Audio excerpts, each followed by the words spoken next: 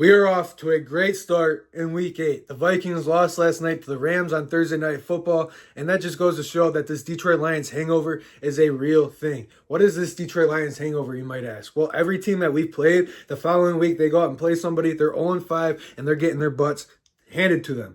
The Vikings lost by 10 points last night. That just goes more to prove to my point that this hangover is a real thing. The Detroit Lions are kicking the crap out of teams when they play them, and they're feeling the repercussions of it the following week. This could be considered a trap game because Tennessee is 1-5. We're 5-1. Looking at the Green Bay Packers the following week, but Dan Campbell's leadership and hearing an interview during the Pistons game the other night with Terrion Arnold, they were saying this could be viewed as a trap game, but they know it's an NFL team on the other side of the field, and they got to respect them. And that's one thing about Dan Campbell that he preaches to this team. We're going to respect each and one of our opponents, but it's going to be a battle when they come into town or we go to their place. That's one thing Dan Campbell said when he first took the job, and that's one thing I know about this team. They're not going to take any team lightly. They're not going to take the Tennessee Titans lightly. The Titans have some talent on their offense that this Detroit Lions team cannot take for granted. Tony Pollard is an extremely good running back. If you give him some space, he could eat us alive. But that's not going to happen with this Detroit Lions defense. This Detroit Lions defense is super solid against the run, and the Tennessee Titans offensive line's in shambles right now. And then they got Mason Rudolph rolling out as quarterback because Will Levis is hurt, banged up with a shoulder. We can't let Mason Rudolph beat us, and I doubt that's even going to happen. There could be a few picks. Brian Branch could get another pick. Kirby Joseph could get another pick. We'll see.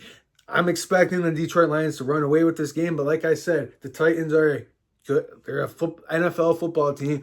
They could bring it. This could be a trap game, so who knows? But if it goes the way this Detroit Lions team has played all season long, they should run away with this game, and Kirby Joseph, Brian Branch should have a field day. The linebackers should be flowing, get into the quarterback, the defensive line. Let's see what happens. See if we need to get more pass rush. I'm waiting desperately to hear some news from Brad Holmes. Is this Detroit Lions team going to make a trade for Zadarius Smith, Max Crosby, or Myles Garrett? But who knows? Now let's flip it over to the offensive side of the ball. With J-Mo out these next 2 weeks, yeah, it's going to hurt a little bit, but this offense has weapons all over the place. Expect Sam Laporta to start getting more involved in the offense the next 2 weeks. You got Jahmyr Gibbs. You got David Montgomery. I'm not worried about J-Mo going down for 2 weeks. It's not going to hurt us that bad. It just sucks that he got suspended once again. I'm not going to blame him. I feel bad for the kid because what is it, a stimulant? Who knows what he was using? And he said he wasn't even out here for an unfair advantage. I just feel bad for the guy because you got fans like some of you guys that hate him. They're like, get rid of him. That's not what we need to do. J-Mo's a good dude, and he's going to continue to be a big piece of this team. That's not what I'm worried about. But like every week, I always say it's going to be about time of possession and establishing the run game. Tennessee is a little stout against the run. They give up 3.7 yards a carry, I think it is, to opposing teams' running back. So it's going to be, if we don't establish that run game, that's going to be tough. But that's the one thing about Tennessee's defense that is solid. They got Harold Landry. They got they got Simmons in the middle of that defensive line.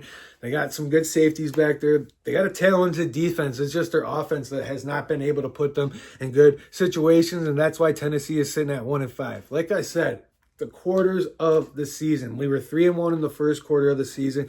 Now we have an opportunity, if we beat the Titans on Sunday, to be 3-1 in this quarter of the season. That's all it is during an NFL season. Just knocking out those quarters. The first quarter you won, the second quarter you need to win. And then when we go into this third quarter, it's going to be another tough stretch of games, but you just keep not lining them up and knocking them down. And that's what I love about this Detroit Lions team. They're not looking too far ahead. They're taking each game, one game at a time. And let's go, baby. This is a big opportunity to be 6-1, gain a couple games on Minnesota, and hopefully Chicago and the Green Bay Packers somehow lose. I don't think the Packers are probably going to lose this week because they're playing the Jacksonville Jaguars. Who knows what's going to happen in that game? Jacksonville could get a little hot because they won last week against the Patriots. I doubt that will happen. That's just wishful thinking. And I'm not too sure who the Bears got this weekend, but hopefully they lose and we just keep gaining ground in the division and we can clinch it earlier rather than sooner. I'm very confident in this Lions team to be 5-1. I do not think this will be a trap game. Let me know what you guys think in the comment section down below. Score predictions, how you're feeling about J-Mo, how you're feeling about the trades, what should happen. Should we go get Zadarius Smith? Should we go get Max Crosby? Should we go get Myles Garrett? like the video, subscribe to the channel. I really appreciate you guys for tuning in to One Pride signing out. I'll see you guys in the next video. Adios.